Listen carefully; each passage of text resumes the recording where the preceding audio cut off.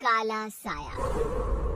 यूं तो बनारस घाट अपनी खूबसूरती के लिए बहुत प्रचलित है, पर घाट के किनारे कई राज लिए बैठे हैं।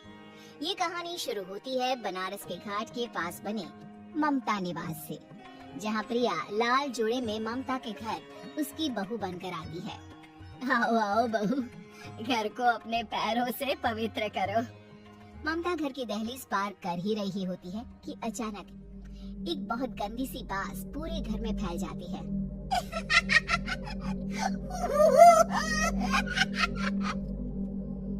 ये बदबू और ये आवाजें, ये कौन हंस रहा है माँ? अब ये पड़ोसी ना हमारे थोड़े अलग से है। कहाँ हम शाकाहारी और ये मांस मच्छी खाने वाले। छोड़, तू ध्यान मत दे और गृह प्रवेश कर। और हाँ बहू, अपनी सास की एक बात हमेशा याद रखना, इन पड़ोसियों से तो कभी बात नहीं करेगी। अच्छे लोग नहीं है ये। अपनी सास की ये बात मानेगी ना बेटा?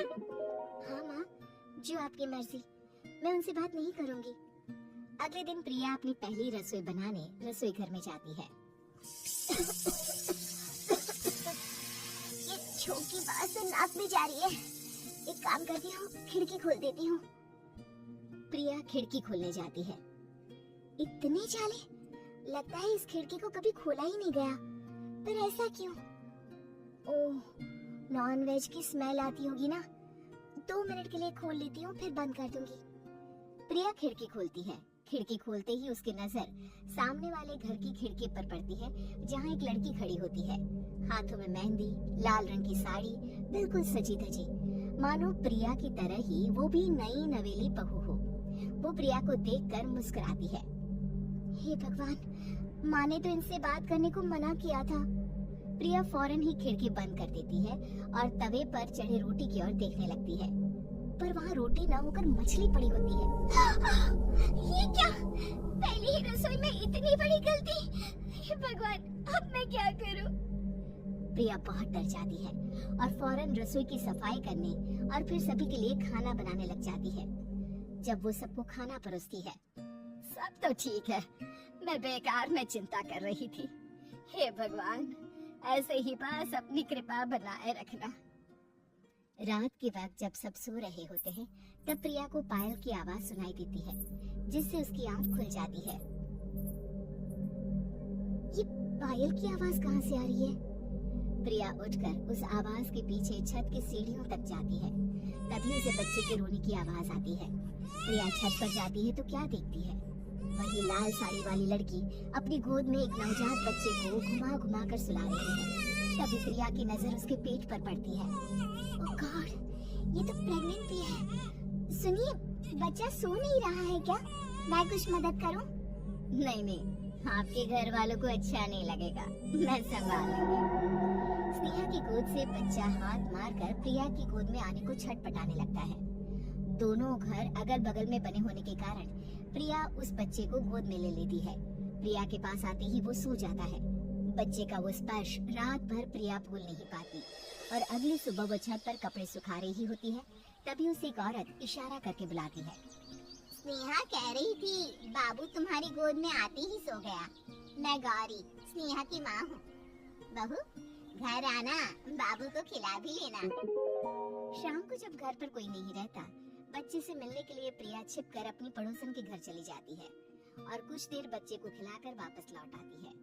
इसके कुछ दिन बाद ही प्रिया को पता चलता है कि वो माँ बनने वाली है। ममता की खुशी का ठिकाना नहीं रहता।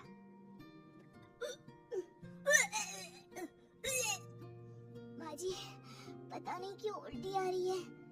प्रिया भागती हुई वॉशरूम में जाती है तो हरे और लाल रंग की उल्टी करती है। उस उल्टी में से कीड़े निकलते हैं। ये क्या? खून और ये कीड़े! माँ! माँ! प्रिया की आवाज सुनकर ममता दौड़कर आती है, पर बेसिन में कुछ नहीं होता। प्रिया हक्की बक्की रह जाती है। ये सब क्या हो रहा है? प्रिया घबरा जाती है और अपने कमरे में जाकर सो जाती है। डर के कारण वो इतनी थक जाती है कि उसकी आंख लग जाती है। तब उसे ऐसा लगता है उसके पेट पर मानो कोई बैठा हुआ हो। कौन हो? प्रिया के पेट पर एक 5 महीने की बच्ची बैठी हुई थी, जो बुरी तरह जली हुई थी। माँ, तुम ही मुझे लाई ना अपने पेट में। मैं तुम्हारी माँ नहीं हूँ। कौन हो तुम? माँ, देखो मैं जल गई बुरी तरह से। 6 महीने पेट में रहने को भी मुझे नहीं मिला। सहला दो ना माँ। बचाओ, बचाओ, माँ। ममता दौड़कर कमरे में आती है। प्रिया की बातें सुनकर वो सब समझ जाती है। तू कहीं बगल वाले घर में तो नहीं जाकर आई ना बहू? मुझे माफ कर दो, मैं गई थी माँ। उस घर में सब मरे हुए हैं बहू। कई साल पहले स्नेहा उस घर में बहू बनकर आई थी। कुछ ही दिन में वो एक बच्चे को जन्म देने वाली थी। पूरा घर बच्चे के आने की खुशी में खोया था कि एक दिन अचानक उस घर में आग लग गई। सब बुरी तरह जलकर मर गए। गौरी आज भी दादी बनने का इंतजार कर रही है और इसीलिए स्नेहा ने अपना अजन्मा बच्चा तुम्हारी कोख में डाल दिया। ममता ये कह रही होती है कि पीछे से उसके पैरों को एक बच्चा पकड़ लेता है। दादी, दादी। माँ, स्नेहा की गोद में यही बच्चा था। ये बच्चा कौन है फिर? तेरी मौत है। तेरी भी दादी। जिस चीज का ममता को डर था वही हो गया। ममता निवास के ऊपर मौत ने चादर बिछा दी थी।